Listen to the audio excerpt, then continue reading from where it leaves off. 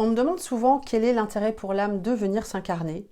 Eh bien, lorsque l'âme retourne à la maison, elle retrouve son groupe d'âmes, elle retrouve son essence d'être, elle se trouve comme à la maison, et elle va aussi travailler sur sa propre évolution. Et cette évolution se fait en s'incarnant sur Terre, en tout cas en incorporant un corps. De l'autre côté, tout est beaucoup plus simple. L'âme ne connaît pas la douleur, tout comme on la connaît en étant incarnée. L'âme ne comprend pas pourquoi nous avons tant de difficultés à résoudre les problèmes et à prendre des décisions. Donc c'est en s'incarnant que l'on va pouvoir évoluer. Alors un guide nous est attribué.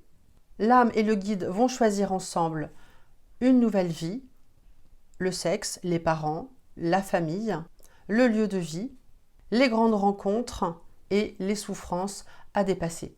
C'est comme une pièce de théâtre que l'on va venir jouer avec un père, une mère, chacun choisit son rôle, le frère, la sœur, le mari, et tout est interconnecté.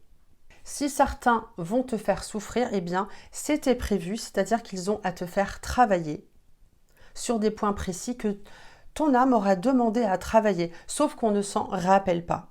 Alors le groupe d'âmes qui décide de s'incarner souvent ensemble, ce sera déjà connu dans d'autres vies, et si ces âmes rencontrent des conflits, eh bien c'est que dans d'autres vies, ces conflits n'ont pas été réglés. C'est pour cela que les âmes demandent à revenir pour les régler.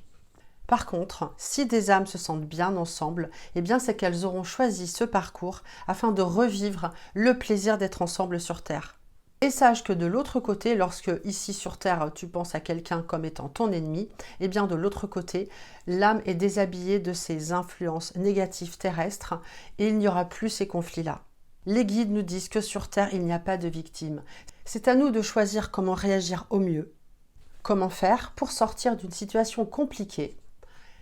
Eh bien, imaginez-vous comme au cinéma, lorsque vous voyez des acteurs en difficulté.